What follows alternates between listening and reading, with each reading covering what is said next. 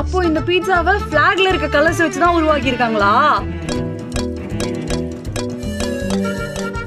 நம்ம எல்லாருக்குமே தெரியும் பீட்சா அப்படின்றது ஒரு இட்டாலியன் டிஷ் அப்படின்னு.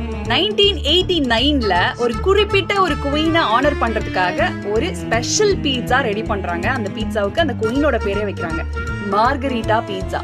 அந்த குயினோட பேரு மார்கரிட்டா. குயின் மார்கரிட்டாவுக்காக பிரத்யேகமா தயாரிக்கப்பட்ட இந்த பீட்சாவுக்கு பேர் இப்படி வந்துச்சு அப்படின்றதான் வரலாறு. இது போக நேஷனல் பிளாக் ஆஃப் இட்டலி பாத்தீங்கன்னா ட்ரை கலர்டு, நம்ம நாட்டுல இருக்கிற மாதிரியே. மேல பாத்தீங்கன்னா கிரீன், அதுக்கப்புறம் ஒயிட், அதுக்கப்புறம் ரெட் இருக்கும்.